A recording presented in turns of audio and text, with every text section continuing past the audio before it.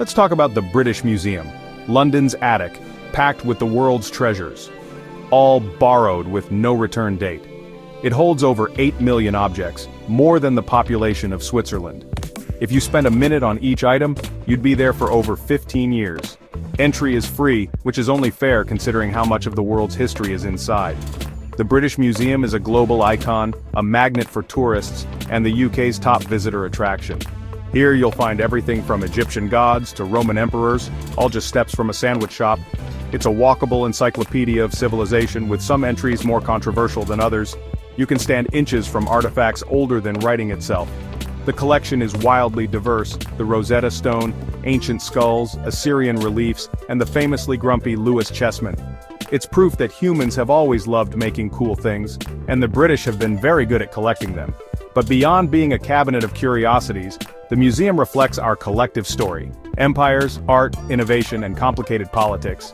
It's a living argument about who owns history and who gets to tell it. So, let's explore this magnificent, sometimes problematic, and always fascinating institution. And yes, we'll talk about the marble elephant in the room.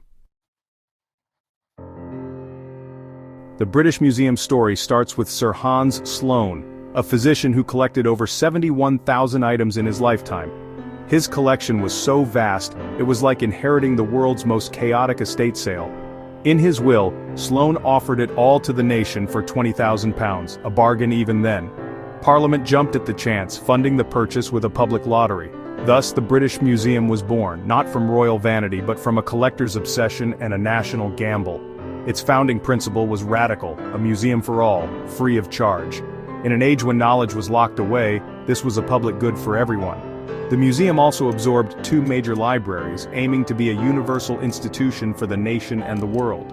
Its first home was Montague House in Bloomsbury, opening to the public in 1759. It was the world's first national public museum, a new kind of institution. Built on Enlightenment ideals, it promised that knowledge and history could lead to a better future. A beautiful sentiment, even if the methods of collecting would later spark heated debate.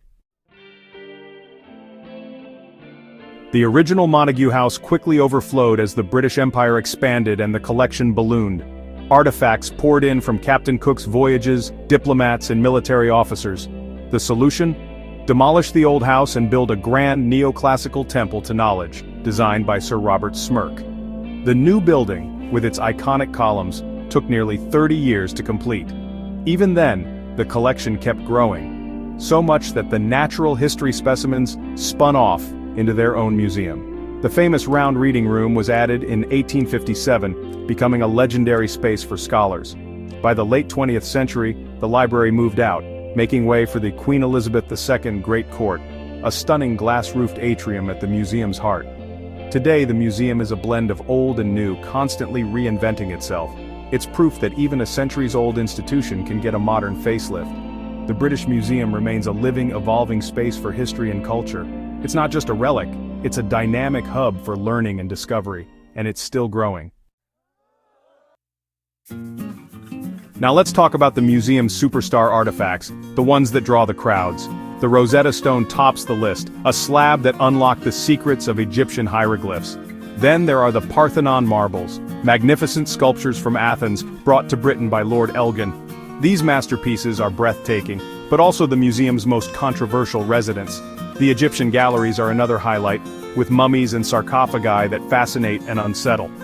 The mummy of Kate Bet, with her gilded mask, is a direct link to ancient beliefs and rituals. There's the Sutton Hoo ship burial, which rewrote British history, and the colossal bust of Ramesses II, a pharaoh who loved his own image. Don't miss the Aztec serpent sculpture, beautiful and a little terrifying. Each object is a superstar, a tangible piece of a story stretching across millennia. These treasures are why millions visit to stand in the presence of history, but each one also carries the weight of its journey to London. The museum's collection is both a celebration and a challenge to our understanding of the past. It's a place where wonder and controversy go hand in hand, and that's what makes it unforgettable. So how did all these treasures end up in London? The official story is purchase, donation, and excavation, but that's only part of it. Much was acquired during the British Empire when permission was a flexible concept. The Parthenon marbles? Lord Elgin claimed he had permission, but Greece has disputed this for 2 centuries. The Benin bronzes? Taken by force during a British raid in 1897, no ambiguity there. The debate over retention versus restitution is fierce. Should these artifacts stay in London or return home?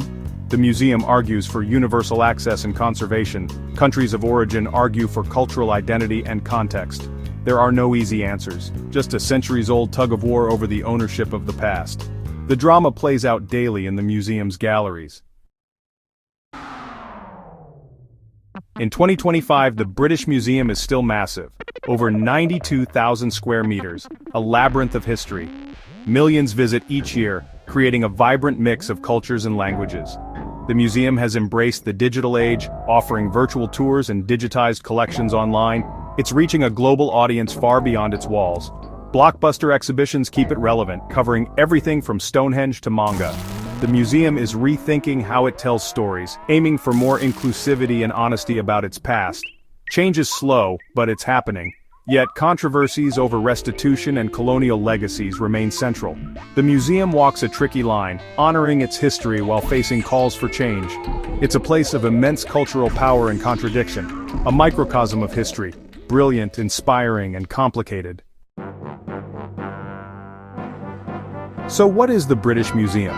A temple of knowledge or a storage unit for contested treasures? It's both. It's beautiful, frustrating, awe-inspiring, and deeply paradoxical. Here you marvel at ancient genius while pondering the ethics of collecting. The museum embodies the complexities of history, empires, exploration, and power. It forces us to ask, who owns the past and who gets to tell its story? That's a good thing. A museum should make you think. The British Museum starts conversations, even uncomfortable ones. It's a grand family reunion of humanity full of stories, arguments, and wonder. In the end, it's less a building than a question mark, challenging us to reflect on what we value and what we owe to the past. And yes, you'll probably leave with more questions than answers, and maybe a souvenir from the gift shop.